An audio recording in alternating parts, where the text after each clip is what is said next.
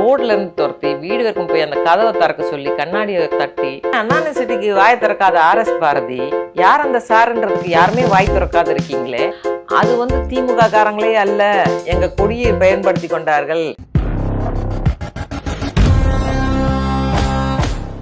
வணக்கம் நேயர்களே.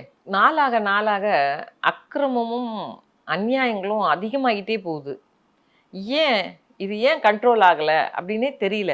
இப்போ பார்த்தீங்கன்னா ஒரு 4 பெண்கள் ஈசிஆரில் எங்கேயோ வெளியில் போயிட்டு வரும்போது ஒரு 2 கார் சுற்றி சுற்றி அவங்கள போய் வீடு வரைக்கும் போய் துரத்தி, ரோட்லேருந்து துரத்தி வீடு வரைக்கும் போய் அந்த கதவை திறக்க சொல்லி கண்ணாடியை தட்டி பயங்கர அமக்கலம் நடந்திருக்கு. ஒரு பாதுகாப்பின்மை, தமிழ்நாட்டில் பாதுகாப்பின்மை. இப்படி ஓடி போய் அந்த பிள்ளைங்க வீடு வரைக்கும் துரத்திட்டு போய் மிரட்டி எல்லாம் பண்ணியிருக்காங்க. இப்போ அண்ணா யூனிவர்சிட்டின்ற ஒரு விஷயம் மூடி மறைக்கப்பட்டிருக்குதா, இல்லை அது விசாரணையில் போய்கிட்டு இருக்கா, அதுக்கு நியாயம் கிடைக்குமா அப்படின்னு எல்லாரும் எதிர்பார்த்துக்கிட்டு இருக்கிறோம். இது மட்டும் இல்லாமல் இந்த பாலியல் வன்கொடுமைங்கிறது ஏகப்பட்டது நடக்குது. அது சிலது மட்டும்தான் பத்திரிகையில் வருது, மீடியாக்களில் வருது. பலது கண்ணுக்கே தெரியாமல் மறைக்கப்படுதா இல்லை வெளியில் வராமல் போகுதான்னு எனக்கு தெரியல. இவ்வளோ அநியாயம், அதாவது பட்ட பகலில் சுற்றி கேமரா இருக்குது, ரோட்டில் எல்லாம் இருக்குன்னு தெரிஞ்சும் கூட ஒரு திமுக கொடி போட்ட ஒரு கார் எங்களை இப்படி பண்ணுச்சுன்னு சொல்லி இவ்வளோ தூரம் சொன்னது கூட எல்லாரும் உடனே தன்னை காப்பாற்றிக்க, ஏன் அண்ணா யூனிவர்சிட்டிக்கு வாய் திறக்காத ஆர்எஸ் பாரதி யார் அந்த சாருன்றதுக்கு யாருமே வாய் திறக்காது இருக்கீங்களே, இதுக்கு மட்டும் ஃபஸ்ட்டு அந்த ஆர்எஸ் பாரதி வாயை திறந்து என்ன சொல்கிறாருன்னு கேட்டிங்கன்னா, அது திமுக காரங்களே அல்ல, எங்கள் கொடியை பயன்படுத்தி கொண்டார்கள், அவர்கள்லாம் எதிர்கட்சியை சார்ந்தவர்கள் அப்படின்னு ரொம்ப ரொம்ப அழகா ஜோடனை பண்ணுறீங்க. என்ன கதை இது? எதிர்கட்சி சார்ந்தவங்க அவங்க கொடி போடாமல் உங்கள் கொடி போட்டுக்கிட்டு இதை செஞ்சாங்கன்னு நீங்கள் சொல்ல வரீங்க இல்லைங்களா? எப்படி இவ்வளோ சீக்கிரம் இதுக்கு மட்டும் உடனே 24 ஹவர்ஸில் ரிப்ளை பண்ணிட்டீங்களே, இந்த விஷயத்துக்கு மட்டும் 24 ஹவர்ஸில் ரிப்ளை பண்ணிட்டீங்க. உடனே காவல்துறையே பார்த்தீங்கன்னா என்னவோ திமுகவுக்கு கொள்கை பரப்பு செயலாளர் மாதிரி பதில் சொல்கிறாங்க. அவர்களெல்லாம் குற்றவாளி யாரு, குற்றம் செய்தது என்னன்னு சொல்கிறதுக்கு பதிலாக அவர்களெல்லாம் திமுக கட்சியை சார்ந்தவர்கள் அல்ல, காவல்துறை அதிகாரி சொல்கிறார், அவர்களெல்லாம் மாற்று கட்சியை சார்ந்தவர்கள். அதுவா இப்போ பிரச்சனை? போலீஸ்காரங்களுக்கு என்ன பிரச்சனை? இவன் குற்றவாளி, இவன் என்ன குற்றம் செஞ்சான், இவன் எந்த நிலையில் செஞ்சான், போதையில் செஞ்சானா இல்லை நிலையில் செஞ்சானா, இவன் படித்தவனா, இவன் குடும்பம் என்ன, பேக்ரவுண்ட் என்ன, இவன் எதனால் இதை செஞ்சான், இனி இவன் செய்யக்கூடாததுக்கு என்னன்னு நினைக்காம அவர்கள் திமுகவை சார்ந்தவர்கள் அல்ல. இதுதான் ஃபஸ்ட்டு ஸ்டேட்மெண்ட்டு ஒரு போலீஸ் அதிகாரி. அவர் சொல்லலாமா இந்த கதையை? ஆர்எஸ் பாரதி பிராண்டட் இந்த மாதிரி கதையை பேசுறதுக்கு பிராண்ட் பண்ணி திமுகவில் வச்சுருக்காங்க. இந்த மாதிரிலாம் பேசுகிறதுக்கு போலீஸ்காரங்களுமா இப்படி பேசுவாங்க? அவங்க அதிகாரிகள் இல்லையா, அவங்களுக்கும் பிள்ளைங்க இருக்கு இல்லையா, அவங்க இப்படி பேசலாமா? அவங்க குற்றவாளி என்ன குற்றம் பண்ணான்னு பேசுறதை விட்டுட்டு அவங்க திமுக காரங்க இல்லைன்னு திமுகவை காப்பாற்றுற விஷயத்தில் ரொம்ப முனைப்பாக செயல்பட்டு கொண்டு இருக்கிறது காவல்துறை. அது யோசிக்க வேணும். நீங்களும் யோசிங்க காவல்துறை அவர்களே. நான் உங்களை யாரையும் தப்பாக சொல்லக்கூடாது. ஏன்னா காவல்துறை பணி மிகவும் சிறப்பான பணின்றதை பற்றியோ இல்லை இராணுவமோ காவல்துறையெல்லாம் நான் மதிக்கணும்னு நினைக்கக்கூடிய ஒரு ஆள், மக்களும் மதிக்கணும்னு நினைக்கக்கூடிய ஒரு ஆள், நீங்கள் மதிக்கத்தக்க மாதிரி நீங்கள் நடந்துக்கணும்னு நினைக்கக்கூடிய ஒரு ஆள். ஆனால் இப்படி நீங்கள் அவங்க அவங்கெல்லாம் திமுக காரங்க இல்லைன்னு கொடுக்கும்போதே அது எங்களுக்கு ரொம்ப ஏமாற்றத்தை தந்தது. அவங்க யாராக வேணா இருக்கட்டுங்க, செஞ்சது தவறு, செஞ்சது என்ன, குற்றம் தானே, தப்பு தானே, அதுக்கான தண்டனை என்ன? அவங்கள தான் நீங்கள் அரெஸ்ட் பண்ணியிருக்கீங்களா, அவங்கள தான் நீங்கள் தண்டனைக்கிறீங்களா, அவங்க அப்பா அம்மா யார் என்ன, அதையெல்லாம் சொல்கிறத விட்டுட்டு அவங்க திமுக காரங்களா அண்ணா திமுக காரங்களான்றதை பற்றி அப்புறம் பார்த்துக்கலாங்க. அது வேறு மாதிரி பார்த்துக்கலாம். நீங்கள் எப்படிங்க அந்த ஸ்டேட்மெண்ட்டை தந்தீங்க? வருத்தமாக இருக்குது. இதை மாதிரி பல விஷயங்கள் நடக்குது.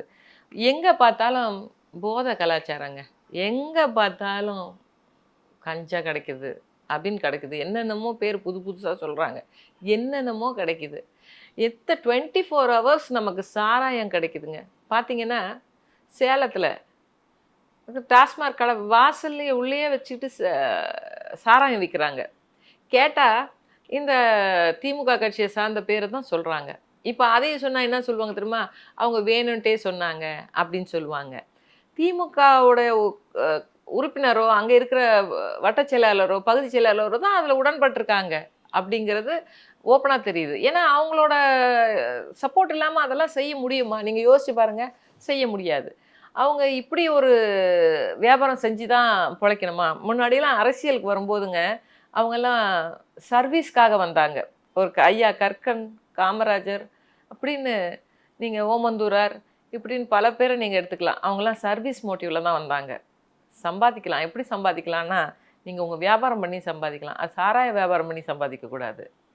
நீங்க சம்பாதிக்கலாம். அரசியலே வந்து சம்பாதிக்கணும்னு வர்றவங்கள நாங்க என்ன இப்ப வர்றவங்க எல்லாம் அரசியலுக்கு போனா சம்பாதிக்கலான்னு தான் அரசியல நோக்கி வராங்க. அது உங்களுக்கு புரிய மாட்டேங்குது.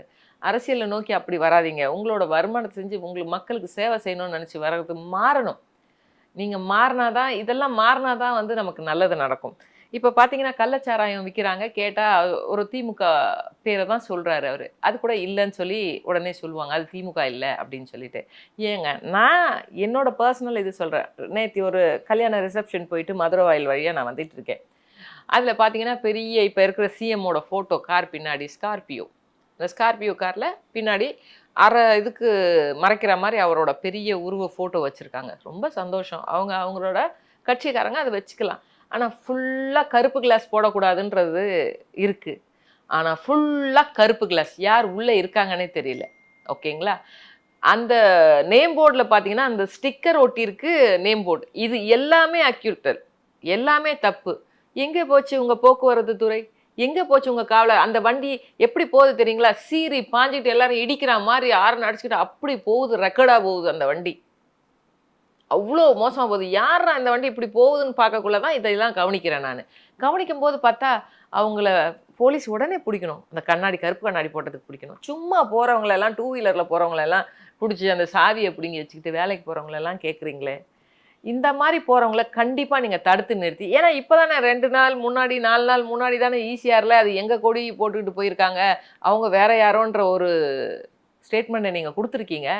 இவரோட ஃபோட்டோவ போட்டு, முதலமைச்சரோட ஃபோட்டோவ பின்னாடி அரை ஸ்க்ரீன்ல போட்டு, முன்னாடி பார்த்தீங்கன்னா, திமுக கொடி பறக்குது. பின்னாடி பார்த்தீங்கன்னா, அவர் ஃபோட்டோ இருக்குது. ஃபுல்லா பிளாக் கிளாஸ். உள்ள யார் இருக்கான்னு தெரியல. நம்பர் பார்த்தீங்கன்னா, ஸ்டிக்கர் போட்டு, பேப்பர் போட்டு ஒட்டி இருக்கு அந்த நம்பர். நான் நோட் பண்ணி கூட வச்சிருக்கேன். ஒட்டி இருக்கு அந்த நம்பர்.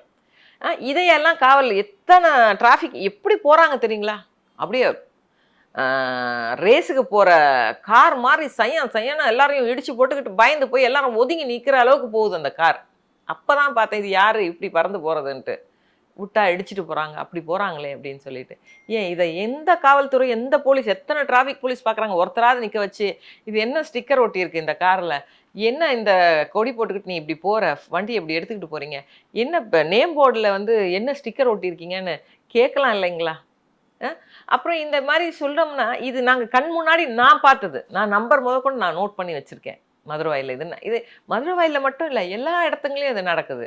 முதல்ல ஒருத்தர் கொடி போட்டு போனாலோ, இல்ல இப்ப இருக்கிற ஆட்சியாளர்களோட படங்கள் போட்டு போனாலோ, அவங்க டிசிப்ளினா போனா தானங்க அதுக்கு உதாரணமா இருக்க முடியும். அவங்களே இப்படிலாம் பண்ணிக்கிட்டே அலையும்போது எப்படிங்க? எப்படி யார்கிட்ட போய் கம்ப்ளைண்ட் குடுக்கறது? உடனே போய் கம்ப்ளைண்ட் குடுத்தா எடுத்துட்டு போறாங்களா?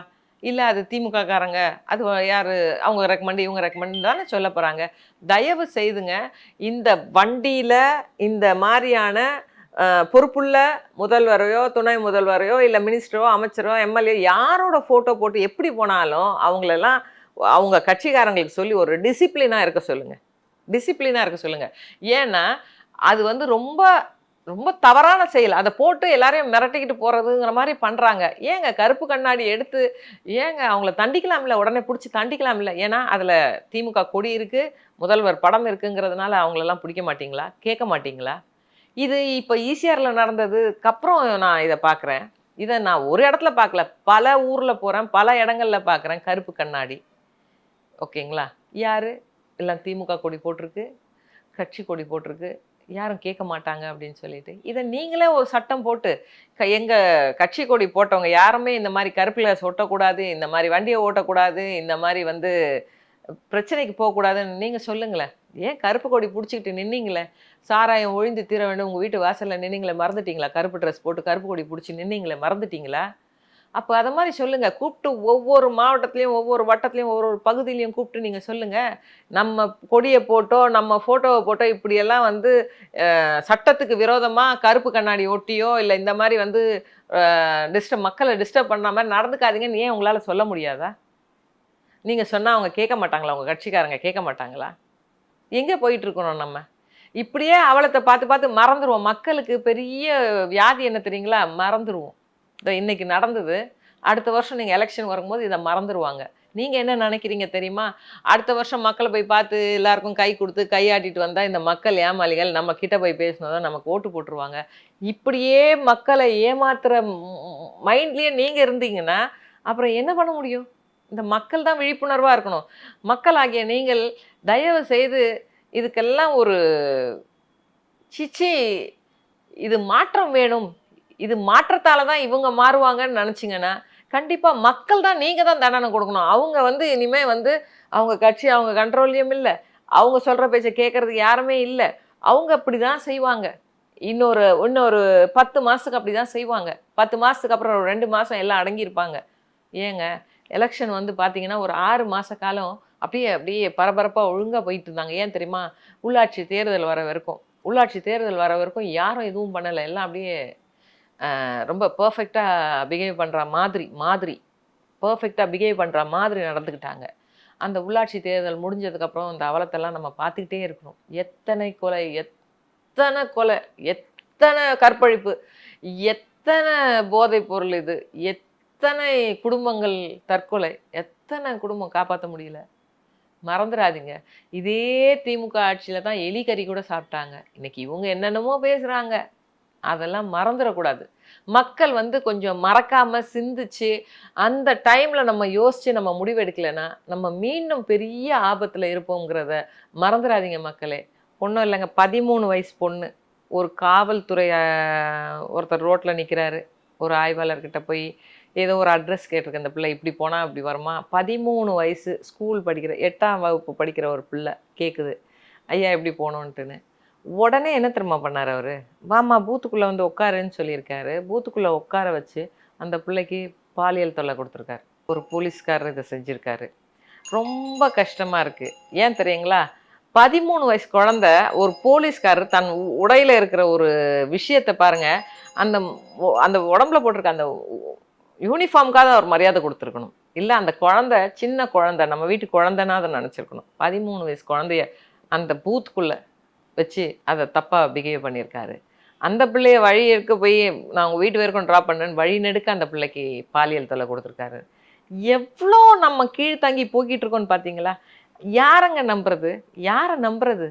ஒரு போலீஸ்கிட்ட தான் நாங்கள் போய் எங்கள் கஷ்டத்தை சொல்லுவோன்னு பார்த்தா போலீஸே எங்களுக்கு இப்படி இருக்குன்னா, எல்லாரையும் நான் சொல்லலைங்க, எல்லாரையும் இப்படி சொல்லலை, நல்லவர்களும் இருக்கிறாங்க. ஆனால் அதிகமான இந்த மாதிரி இருக்கிறவங்கள தண்டிச்சாதான், இமீடியட்டாக தண்டிக்கணும். இவங்கள வேலை மாற்றம், இவங்கள கொஞ்ச நாளைக்கு மட்டும் ஒரு 2-3 மாதம் வரைக்கும் இவங்களை சஸ்பெண்ட் பண்ணுறதெல்லாம் இல்லவே இல்லை.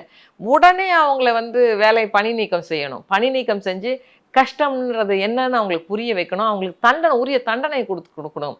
காவல்துறை இந்த மாதிரி பிஹேவ் பண்ணவே கூடாது. இது காவல்துறையே இப்படி இருந்ததுன்னா அப்புறம் நாங்கள் யார்கிட்ட போய் சொல்லுவோம்? இந்த காவல்துறை யார்கிட்ட இருக்குது? சிஎம் கையில் இருக்குது. அவர் இல்லை இதுக்கு முதல்ல குரல் கொடுத்து எங்கே போனாங்க? கனிமொழி எங்கெங்கே போனாங்க? காணவே காணோம். அந்த அம்மா டெல்லியிலே செட்டில் ஆகிட்டாங்களா? இங்கே தமிழ்நாட்டில் நடக்கிறது எதுவுமே தெரியலையா? எங்கெங்கேயோ குரல் கொடுக்குறாங்க. ஒன்றும் இல்லை, அவங்க வீட்டாண்ட நடக்கிற இந்த பட்டணம்பாக்கத்தில் நடந்த விஷயத்துக்காவது அண்ணங்கிட்ட சொல்லி, அண்ணா எங்கெங்கேயோ போய் போராடுறோம், நம்ம பட்டணம்பாக்கத்தில் இப்படி நடந்திருக்கு, இந்த போலீஸ்காருக்கு கடுமையான தண்டனை கொடுங்கன்னு சொல்லியிருக்கலாமே, ஒரு வார்த்தை சொல்லியிருக்கலாமே. எங்கே போயிட்டாங்க இந்த கனிமொழி? எனக்கு தெரியல. டெல்லியில் செட்டில் ஆயிட்டாங்களா? பெண்கள் உரிமைக்காக போராடும் மாதர்குள்ள மாணிக்கம் எங்கே போயிட்டாங்க? அவங்க எங்கே போயிட்டாங்க? ஒரு விஷயத்துக்கு வாய் திறக்கல. தேவையில்லாமல் எதையோ பேசிகிட்டு இருக்கிறாங்க, அதை பேசுகிறாங்க. தேவையான விஷயங்களை பேசுகிறதே கிடையாது. அது யாரு? அண்ணனும் பேசுறதில்ல, தங்கச்சியும் பேசுறதில்ல, அண்ணன் பையனும் பேசுறதில்ல. தேவையில்லாத விஷயங்களுக்கெல்லாம் மட்டும்தான் ஒரே பில்டப்பும் போஸும் கொடுத்துக்கிட்டு இருக்கீங்க. கனிமொழி சொன்னாங்களே, அப்படியே விதவைகள் அதிகமாயிட்டாங்க, அப்படியே ரொம்ப கவலைப்படுறேன் அப்படின்னாங்களே. இப்போ அவங்க கட்சியில் இருக்கவங்க மட்டும் எல்லா ஒயின் ஷாப்பையும் மூடுறதுக்கோ இல்லை ஒயின் கடையை மூடுறதுக்கோ ஏன் சொல்கிறதுக்கு என்ன? செய்யலைன்னா கூட சும்மா ஒரு அறிக்கையாவது விட்டுட்டு போகலாமே. எங்கே சென்றார் கனிமொழி?